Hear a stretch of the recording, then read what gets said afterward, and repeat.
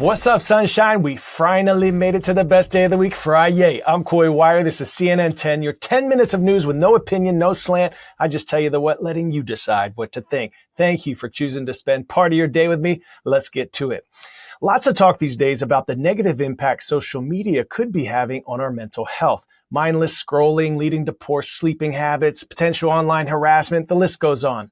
One app, TikTok, has more than 1.5 billion monthly users, and the company has repeatedly insisted that its app is safe for young people. But in a newly released video, TikTok employees are seemingly acknowledging that they believe the app can be addictive, while voicing several other concerns as well. Listen. Unfortunately, some of the stuff that people find interesting are not always the most healthy. So I think we do in a way encourage some of this content being put up just because of the way the platform is designed. And sometimes I worry about that. We obviously wanted people to spend as much time as possible on TikTok, which can be in contrast to what is best for your mental health. I mean, the product in itself has baked into it compulsive use. We have these expectations and goals, and they're not necessarily congruent with good mental health. It's unclear when those meetings took place, but the video is part of some newly unsealed evidence in an ongoing lawsuit brought against TikTok by the state of North Carolina, one of more than a dozen states suing TikTok for allegedly misleading parents and children about the app's potential safety risks. A TikTok spokesperson tells CNN that the video is, quote, misleading, and the company has previously called the lawsuit inaccurate. TikTok, for their part, has also rolled out a series of safety features in recent years.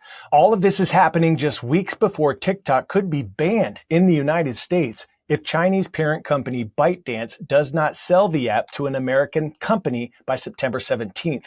U.S. President Donald Trump has already pushed that deadline back 3 times. Hit pause, take a moment to think or discuss with friends. Do you think apps like TikTok can be harmful to your mental health? If so, how? Should the government intervene? If you ran one of these apps, how would you make it safer for everyone? In weather news, an update on Hurricane Erin, churning in the Atlantic as a Category 2 hurricane, making its way up the east coast of the United States. Despite not making landfall, the sprawling storm's sheer size has had a big impact. This is the scene in North Carolina, where rough surf and flooding have hammered coastal communities. Evacuations have been ordered for its Outer Banks region, where roads have been covered in water and sand. The storm is expected to make its way back out to sea, but officials say life-threatening conditions are likely to last at least through the weekend. So, for our viewers anywhere near this thing, especially near beach towns, please stay safe and smart. Pop quiz, hot shot. What is the longest duration of Alaska's dark season? 7 days, 12 days, 65, or 100?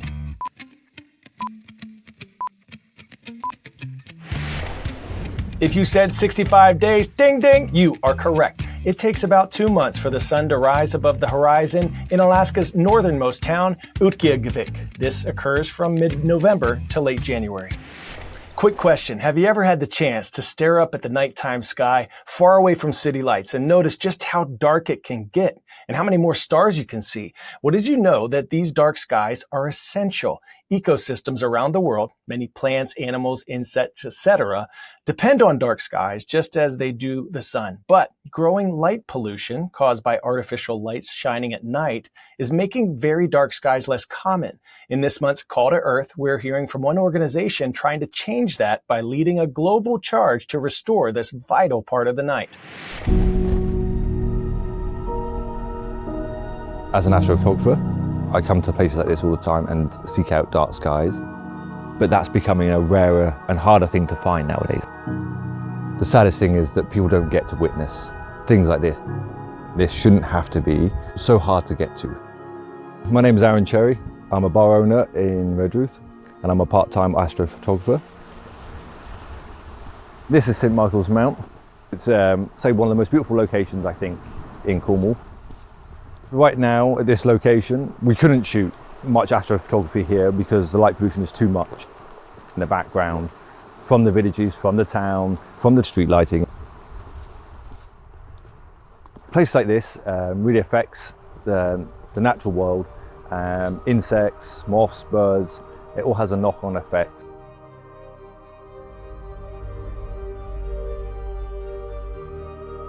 Light has been used throughout much of evolutionary time as a measure of timing.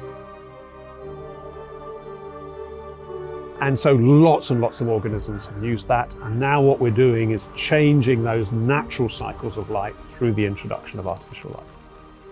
Organisms are using it to determine when they might flower, when are they going to reproduce, when are they going to migrate, when are they going to feed.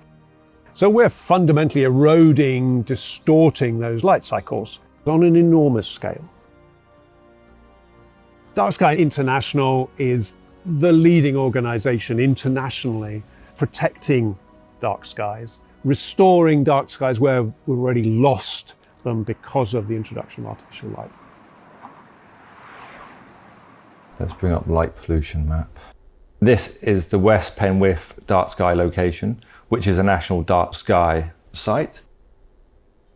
And this is where I'll be going tonight to take our pictures of the Milky Way.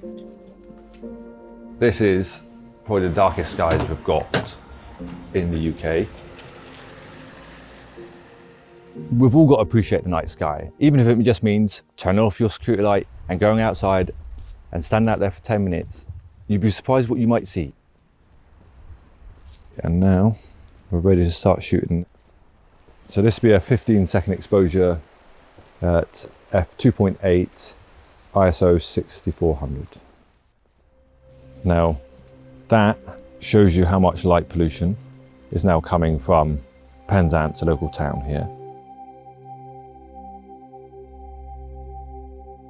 Lighting is one of those things that we can do something quite quickly about, both individually and corporately. Many of us have control over at least some forms of nighttime lighting, so reducing the spill of lighting outdoors. I think everybody can do their part in this. You see the Starlink trains, we have the auroras going off at the minute with the solar cycle being at its peak. But these things are missed by light pollution.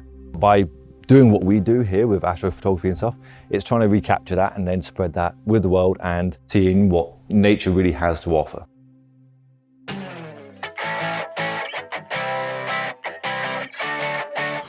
Today's story getting a 10 out of 10, the Transportation Security Administration, or TSA. No, not a story about them taking stuff from someone's carry-on because their liquids exceeded 3.4 ounces. They're holding the 2025 Cutest Canine contest this month. Meet the two finalists. Alex, a 9-year-old lab from Denver whose favorite treat is green beans. Never heard of a dog digging green beans. The other is Steeler, a 2-year-old from Pittsburgh, of course, born on Super Bowl Sunday and loves to chow down on hot dogs from 7-Eleven. A dog eating dogs? Is that considered cannibalism? Both pups are elite explosive detection dogs keeping travelers safe. Voters can cast votes on TSA's social media sites. The wagging winner will be announced next Tuesday and will then be featured on TSA's canine calendar. 2 shout-outs for our YouTube subscribers today. First, because it's Friday. What's up, Mr. Fry at Northwood High School in Saltville, Virginia? Go Panthers. And this one goes to Mrs. Hargis at Cookville High School in Cookville, Tennessee. Heard you have your first home football game tonight. So let's cook, Cavaliers. Play that Friday music, Nader. Hope you have an awesome weekend, everyone. Go out, make someone smile. You never know when or how, but you just might be the spark of joy someone needs. Rise up. I'm Coy Wire. You are more powerful than you know. It's been a blessing to spend this week with you.